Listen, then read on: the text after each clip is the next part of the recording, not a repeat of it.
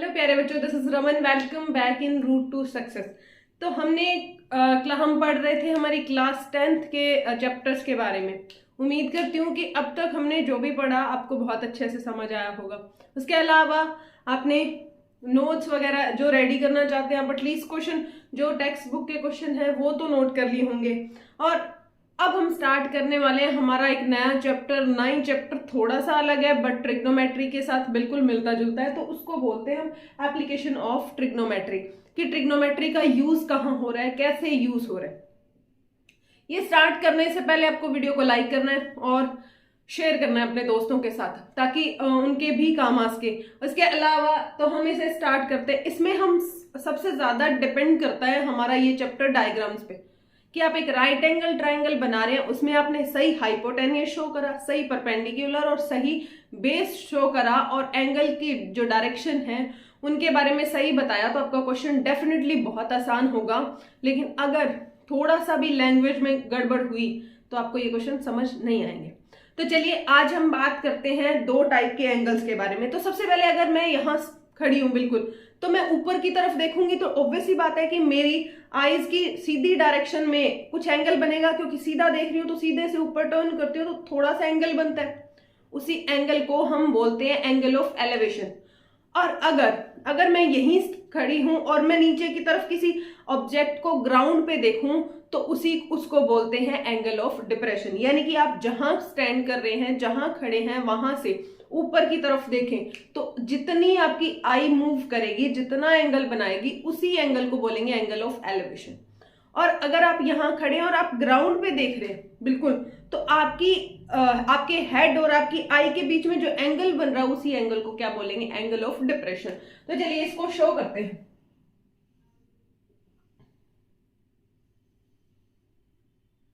अगर कोई ऑब्जेक्ट यहां है, ठीक है, और वो ऊपर की तरफ देख रहा है, अगर वो ऊपर की तरफ देख रहा है तो इस एंगल थीटा को क्या बोलते हैं हम, एंगल ऑफ एलिवेशन।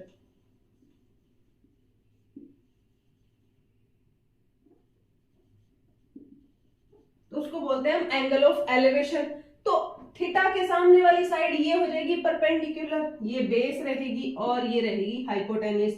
कि जहां पे ये कोई भी पर्सन खड़ा है और वो बिल्कुल ऊपर की तरफ देख रहा है, अगर वो ऊपर की तरफ देख रहा है तो उसकी आईज, उसके हेड और उसकी आईज का जो मूवमेंट है उसके बीच में बनने वाले एंगल को क्या बोलते हैं, एंगल ऑफ एलिवेशन। उसके बाद में हम बात करते हैं, अगर कोई ऑब्जेक्ट यहां है और यहां से वो नीचे की तरफ देख रहा है तो ऑब्वियस ही बात है उसकी आईज की सीधी डायरेक्शन या उसके हेड की डायरेक्शन इधर साइड है, तो उसकी आईज ने कितना मूवमेंट किया, ये मूवमेंट किया, इसी को क्या बोलते हैं, थीटा, और इसको बोलते हैं एंगल ऑफ डिप्रेशन।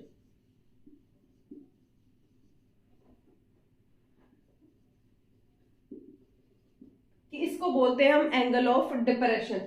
कि अगर कोई चीज या कुछ भी कोई भी ऑब्जेक्ट है, अगर उस ऑब्जेक्ट को देखने के लिए हम अपनी आईज को ऊपर की तरफ मूव करवा रहे हैं तो एंगल ऑफ एलिवेशन बनेगा। अगर कोई ऑब्जेक्ट है जिसे देखने के लिए हम अपनी आईज को नीचे की तरफ मूव करवा रहे हैं तो वो क्या होता है, एंगल ऑफ डिप्रेशन। उम्मीद करती हूँ कि ये चीज आपको क्लियर होगी, क्योंकि क्वेश्चन में डायरेक्ट दिया होगा कि इसमें एंगल ऑफ एलिवेशन बन रहा है, इसमें एंगल ऑफ डिप्रेशन बन रहा है, तो आपको अपनी नॉलेज से बताना होगा कि एंगल कहाँ बनेगा। तो चलिए हम स्टार्ट करते हैं आज के फर्स्ट क्वेश्चन से। चलिए तो हम सबसे पहले क्वेश्चन पे बात करते हैं। हमें क्वेश्चन नंबर फर्स्ट दे रखा है, a circus artist is climbing a 20 metre long rope. कि एक सर्कस का जो आर्टिस्ट है वो एक लंबी रस्सी पे चढ़ रहा है। तो आपने सर्कस देखा होगा, सर्कस में ऐसा तो नहीं है कि वो डायरेक्ट सीधा एक रस्सी से चढ़ जाएगा, ऐसा पॉसिबल नहीं है ना। कि अगर यहाँ एक पॉल है तो वो कोई ऐसी रस्सी पे चढ़ेगा, यहां से चढ़ेगा आराम से, यहां पैर लगा के चढ़ेगा, ये हमने पढ़ रखा है। तो ओके ठीक है, ये हम जानते हैं कि हाँ जी सर्कस का जो आर्टिस्ट है वो एक लंबी रस्सी से कैसे चढ़ रहा है। उसके बाद में उसने बोला है कि which is tightly stretch and tied from the top of a vertical pole to the ground. कि इस रस्सी को टाइटली स्ट्रेच किया गया है, जो ग्राउंड पे एक पॉइंट से उसे टाई कर दिया या उसे बांध दिया। फाइंड द हाइट ऑफ पोल। हमें इस पोल की हाइट चाहिए तो हमें ये चाहिए सबसे पहले। अब हमें क्या दे रखा है, if the angle made by the rope, कि एंगल है वो रॉप से बनाया जाता है कहां तक, ग्राउंड फ्लोर के साथ, कि ग्राउंड फ्लोर के साथ रॉप से बनाया गया एंगल कितना है 30 डिग्री। ठीक है, तो आपको बतानी है पोल की जो हाइट बतानी है, आप वो बताएंगे। तो चलिए अब देखिए, अब हमें इसमें क्या दे रखा है कि the circus artist is climbing a 20 metre long rope, तो रस्सी ये वाली होगी तो इसकी जो डिस्टेंस है वो कितनी हो जाएगी 20 मीटर हो जाएगी। ठीक है, अब हमने क्या पढ़ा था कि जो थीटा है, थीटा के सामने वाली साइड कौन सी है, परपेंडिकुलर, बची हुई दूसरी बेस होती है। ऑब्वियस सी बात है, पोल और ग्राउंड के साथ यहां 90 डिग्री का एंगल बनेगा तो ये हमारी क्या हो जाएगी, हाइपोटेन्यूस हो जाएगी। ओके, अब देखिए, अब हमने क्या पढ़ा था, पंडित बद्री प्रसाद हर हर भोले, ये पढ़ा था हमने। अब इसमें एक एंगल दे रखा है, एक साइड दे रखी है। अब अगर हाइपोटेन्यूस दे रखा है, परपेंडिकुलर चाहिए, परपेंडिकुलर और हाइपोटेन्यूस किस में आते हैं, साइन में या कॉसेक में, तो हम किस में यूज कर रहे हैं कि परपेंडिकुलर अपॉन में हाइपोटेन्यूस किसके बराबर होते हैं, साइन थीटा के बराबर। अब देखिए, परपेंडिकुलर की वैल्यू दे नहीं रखी तो हम लेट कर लेते हैं, लेट हाइट ऑफ पोल क्या है, x मीटर, तो यहां रखेंगे x अपॉन में हाइपोटेन्यूस, देखिए हाइपोटेन्यूस है 20 metre equal to sine theta की वैल्यू देखिए 30 डिग्री। ओके, उम्मीद करती हूँ इतनी चीज समझ आई होगी। अब देखिए साइन 30 की वैल्यू, हमने एक टेबल बनाई थी जिसमें साइन की, कोस की, टेन, कॉट, सेक, कोसेक सारों की वैल्यू फाइंड करी थी। तो वहां से साइन 30 की वैल्यू क्या थी हमारे पास, x अपॉन में 20, साइन 30 की वैल्यू हमारे पास थी 1/2। अब इसको सॉल्व कीजिए, सॉल्व करेंगे, क्रॉस मल्टीप्लाई करते हैं हम, तो 2x इक्वल टू क्या आएगा 20, तो यहां से x की वैल्यू क्या आ जाएगी 10 मीटर, और x की वैल्यू क्या है 10 मीटर है, तो हम क्या कह देंगे कि हाइट ऑफ पोल क्या है 10 मीटर है, हमारा यही आंसर रहेगा। इस क्वेश्चन में आपने देखा होगा कि आपने डायग्राम बहुत अच्छे से बनाया, उसके बाद में क्वेश्चन करना बहुत ही आसान हो गया था, क्योंकि जितना बड़ा क्वेश्चन था उससे छोटा तो आंसर आया हमारा। तो इसलिए आपको इसका डायग्राम बहुत अच्छे से बनाना है, जो ट्रायंगल और इसमें सारी चीजें आप अच्छे से शो करेंगे तो आपका क्वेश्चन बहुत ही आसान हो जाएगा। चलिए, तो अब हम बात करते हैं हमारे सेकंड क्वेश्चन पे। तो चलिए अब हम बात करते हैं हमारे सेकंड नंबर क्वेश्चन की। सेकंड नंबर क्वेश्चन में कहा है कि a tree breaks due to storm and the broken part bends so that the top of the tree touches the ground making an angle 30 degree. कि सबसे पहले हमें क्या दे रखा है कि एक पेड़ था वो ब्रेक हो गया या टूट गया, तो ऑब्वियस ही बात है कि ट्री कितना होगा, पूरा ट्री होगा। वो यहां से ब्रेक हुआ और उसने कहा जो ब्रोकन पार्ट है वो ग्राउंड के साथ टच कर रहा है, तो कैसा जाएगा, कुछ ऐसा जाएगा। और वो जब ग्राउंड से टच करता है तो ग्राउंड के साथ कितने डिग्री का एंगल बनाता है 30 डिग्री का। उसने कहा कि एक पेड़ था वो टूट गया, बीच में से टूट गया, और जो उसका टूटा हुआ हिस्सा है उसका टॉप कहां टच कर रहा है, ग्राउंड पे टच कर रहा है, तो कुछ ऐसा ही बनेगा। और उसके बाद उसने बोला कि जहां पे वो पेड़ का टॉप है या ट्री का टॉप है वो टच कर रहा है उससे, और उसकी रूट से डिस्टेंस कितनी है 8 मीटर है, ये डिस्टेंस 8 मीटर है। तो आपको फाइंड क्या करनी है, h की वैल्यू, यानी कि ये पूरी की पूरी h की वैल्यू हमें चाहिए।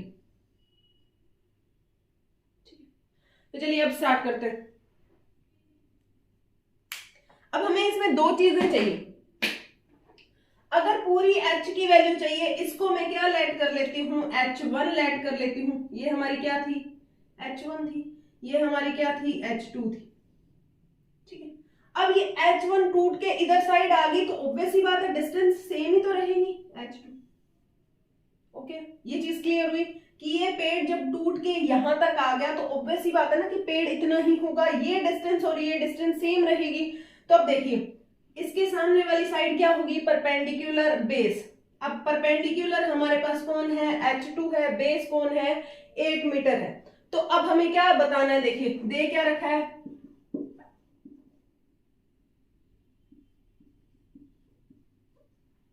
अब देखिए जहां परपेंडिकुलर और बेस साथ में आते हैं वो कौन होता है, परपेंडिकुलर और बेस साथ में आ रहा है, परपेंडिकुलर अपॉन में बेस इक्वल टू किसके बराबर आएगा, tan थीटा के बराबर, यही चीज रहेगी।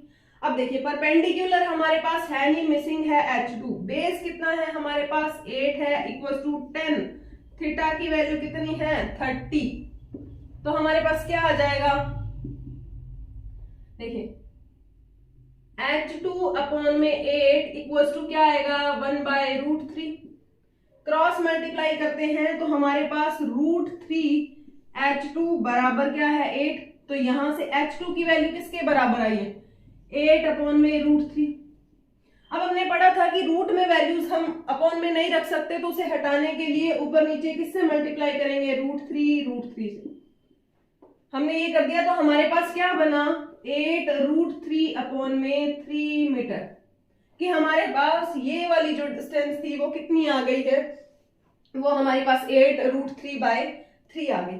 अब हमें कौन चाहिए, ये चाहिए, यानी कि हाइपोटेनियस चाहिए, और हाइपोटेनियस और बेस किस में यूज होता है, कोस में यूज होता है। तो हम लिखेंगे नाउ कौन कौन यूज हो रहे हैं, बेस अपॉन में हाइपोटेनियस किस में यूज होता है, कोस थीटा में। अब देखिए बेस कौन है 8 है, हाइपोटेनियस h2 है, सॉरी h1 है, किसके बराबर होगा, cos 30 के बराबर। अब देखिए cos 30 की वैल्यू क्या होती है √3/2, तो 8 अपॉन में h1 इक्वल टू √3/2। इसमें भी इसी तरह करेंगे, क्रॉस मल्टीप्लाई कर दीजिए तो आपके पास √3 h1 इक्वल टू 16 आ जाएगा, तो यहां से h1 क्या आएगा 16 अपॉन में √3, वही सेम चीज √3 से मल्टीप्लाई कर देंगे तो हमारे पास क्या आएगा 16√3 अपॉन में आ गया 3। अब टोटल हाइट चाहिए तो हमारे पास टोटल हाइट क्या रहेगी, टोटल हाइट किसके बराबर होगी h1 प्लस h2 के बराबर। ठीक है, h1 देखिए हमारे पास क्या आ रहा है, h1 आ रहा है 16√3/3 प्लस h2 हमारे पास देखिए क्या आ रहा है 8√3/3। जब हम इसे एलसीएम लेके सॉल्व करेंगे तो ये क्या आएगा 24√3/3, तो ये क्या आएगा, तो हमारे पास आ जाएगा 8√3 मीटर, कि हमारी जो पूरे के पूरे ट्री की जो डिस्टेंस है, ट्री की जो हाइट है वो कितनी आ जाएगी, वो हमारी आएगी 8√3। उम्मीद करती हूँ कि आपको ये चीज समझ आई होगी, बस आपको इसी फॉर्मूला पे चलना है, यहां से जो वैल्यूज दे रखी हैं उनको और जो वैल्यूज नहीं दे रखी उनको यूज करना है, कि एक तो दी हुई वैल्यू को यूज करना है, एक जो हमसे पूछी उस वैल्यू को यूज करना है। तो चलिए अब हम बात करते हैं हमारे नेक्स्ट क्वेश्चन पे। चलिए तो अब हम बात करते हैं हमारे क्वेश्चन नंबर 3 पे। A contractor plans to install 2 slides for childrens to a park, कि एक कॉन्ट्रैक्टर है वो 2 स्लाइड्स बनाती है एक पार्क के अंदर for the childrens below age 5 year, कि जो बच्चे 5 ईयर से छोटे हैं उनके लिए she prefers to have a slide whose top is at height of 1.5 metre, कि जो बच्चे, जिन बच्चों की एज 5 ईयर से कम है, यानी कि बिलो 5 ईयर्स, कि जो बच्चे 5 ईयर से कम है उसके लिए जो हाइट है उस स्लाइडर की वो कितनी ले रही है, वो 1.5 मीटर। इसके बाद में उससे बोला है कि and the incline at angle 30 degree, और कितने डिग्री के एंगल पे ले रही है 30 डिग्री के एंगल पे। और इसके बाद में उसने कहा कि जो एल्डर चिल्ड्रंस है, जो बड़े बच्चे हैं, उनके लिए she wants to have a steep slide, की जो बड़े बच्चे हैं फॉर एल्डर चिल्ड्रंस के लिए वो क्या करती है, वो एक और स्लाइड लेती है जिसकी हाइट उसने क्या दी है, उसने कहा है कि उसकी हाइट क्या है 3 मीटर है, उसकी हाइट 3 मीटर है और वो एंगल कितने डिग्री का बनाती है 60 डिग्री का एंगल बनाती है। तो आपको बताना है कि इन दोनों स्लाइड के लिए स्लाइड कितनी लंबी होनी चाहिए, लेंथ की स्लाइड चाहिए लेंथ की हाइट चाहिए, यानी कि हमसे स्लाइड ऑब्वियस सी बात है यही होगी, जहां जहां से बच्चे फिसल रहे होंगे, तो हमें क्या चाहिए, ये चाहिए। ठीक है, इसमें भी सेम। अब देखिए, अब हमारे पास क्या दे रखा है, 9 थीटा के सामने वाली साइड क्या होती है, परपेंडिकुलर। हमसे पूछा क्या है, हाइपोटेनियस। इसमें भी सेम चीज, परपेंडिकुलर दे रखा है और हाइपोटेनियस हमसे पूछ लिया। ठीक है, तो किसको यूज करेंगे, जहां आपको चेक करना है कि परपेंडिकुलर और हाइपोटेनियस किसके लिए दे रखा है, साइन के लिए, तो हम इसके लिए यूज करेंगे PH upon equal to sine theta. Perpendicular की वैल्यू क्या दे रखी है, 1.5 अपॉन में h, ठीक है, इक्वल टू साइन थीटा की जगह 30। अब देखिए हमारे पास क्या रहेगा, 1.5 अपॉन में h इक्वल टू साइन 30 की वैल्यू क्या होती है, 1/2। क्रॉस मल्टीप्लाई कीजिए, 1.5 इंटू 2 इक्वल टू h। तो इस स्लाइड की जो हाई लेंथ होगी वो कितनी होगी, 3 मीटर होगी। कि ये जो छोटे बच्चों के लिए स्लाइड है उसकी लेंथ कितनी हो जाएगी, 3 मीटर, और जो बड़े बच्चों के लिए है उसके लिए भी सेम परपेंडिकुलर और हाइपोटेनियस दे रखे हैं। क्योंकि परपेंडिकुलर हमें दे रखा है, हाइपोटेनियस पूछा है, तो हमारे पास P अपॉन में h किसके बराबर आएगा, साइन थीटा के।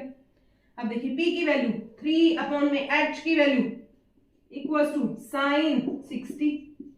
साइन 60 की वैल्यू क्या होती है हमारे पास, √3/2 होती है। वही क्रॉस मल्टीप्लाई कर लीजिए, क्रॉस मल्टीप्लाई करेंगे तो 6 अपॉन में √3 इक्वल टू क्या आएगा, h। अब सॉरी 3 इंटू 2 अपॉन में आएगा √3 इक्वल टू क्या है, h। अब इस 3 को क्या लिख सकते हैं हम, 2 टाइम्स √3 लिख सकते हैं, तो √3 इंटू √3 इंटू 2 अपॉन में √3 इक्वल टू क्या है, h। √3 से √3 चला जाएगा तो h की वैल्यू क्या आएगी, 3√2 मीटर। कि हमारे जो छोटे बच्चों के लिए स्लाइड है वो कितनी लंबी होनी चाहिए, 3 मीटर की होनी चाहिए, और जो एल्डर चिल्ड्रंस है उनके लिए 3√2 मीटर की होनी चाहिए। उम्मीद करती हूँ कि ये क्वेश्चन आपको समझ आया होगा, क्योंकि सारा का सारा क्वेश्चन डिपेंड करता है लैंग्वेज पे, और लैंग्वेज आपको समझ आती है, आप डायग्राम बना लेंगे और आपके क्वेश्चंस आराम से हो जाएंगे। तो चलिए आज अब हम बात करते हैं हमारी आज की क्लास का सबसे लास्ट क्वेश्चन पे, 4th क्वेश्चन पे। बाकी जो क्वेश्चंस हैं उन पे बात करेंगे हम हमारी नेक्स्ट क्लास में।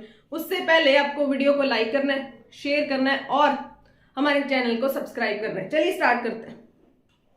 देखिए इस क्वेश्चन में क्या दे रखा है, the angle of elevation of top of A tower from A point. कि हमारे पास एंगल ऑफ एलिवेशन बनेगा, उसके बाद में उसने कहा ए पॉइंट ऑन ग्राउंड। सबसे पहले तो हम डायग्राम बनाते हैं। इसमें हमसे बोला गया कि एंगल ऑफ एलिवेशन बनेगा, यानी कि यहां बनेगा। उसने कहा कि उस पॉइंट पे जहां एंगल ऑफ एलिवेशन बन रहा है, एक ग्राउंड पे एक पॉइंट है which is 30 metre away from the foot of tower. कि इस टावर के फुट से वो पॉइंट 30 मीटर अवे है, यानी कि ये हमारे पास कितना आ गया, 30 मीटर डिस्टेंस है। अब हमें कहा है कि एंगल कितने डिग्री का बन रहा है, 30 डिग्री का। आपको क्या फाइंड करनी है, हाइट फाइंड करनी, ये फाइंड करनी। अब आप देखिए कि इसके सामने वाली साइड क्या हो गई, परपेंडिकुलर। ये वाली क्या हो गई, बेस होगी। हमें इस क्वेश्चन में दे रखा है क्या, बेस और परपेंडिकुलर। तो देखिए बेस और परपेंडिकुलर किस में आता है, बेस और परपेंडिकुलर आता है हमारा 10 में। तो P अपॉन में B इक्वल टू क्या होता है, tan थीटा होता है। P की वैल्यू देखिए, परपेंडिकुलर की हमें देनी रखी, बेस की वैल्यू कितनी है, 30, tan 30 के बराबर होगा। अब H अपॉन में 30 इक्वल टू tan 30 की वैल्यू देखिए क्या होती है, 1/√3।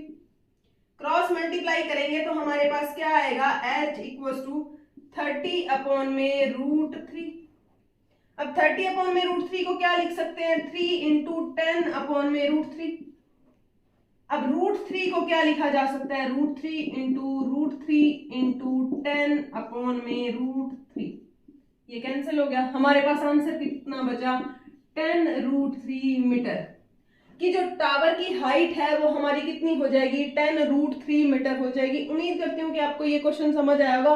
बस सिर्फ आपको लैंग्वेज को समझना है, डायग्राम को बनाना है और उसके बाद में आपको इस एक फॉर्मूला को अपने दिमाग में रखना है। यहां से आपके पास डायरेक्ट क्वेश्चन से आंसर आते जाएंगे। उम्मीद करती हूँ कि आपको हमारी क्लासेस समझ आ रही होंगी, तो आप वीडियो को लाइक कीजिए, शेयर कीजिए। तो चलिए बाकी हमारे क्वेश्चन करेंगे हम हमारी नेक्स्ट क्लास में। Thank you.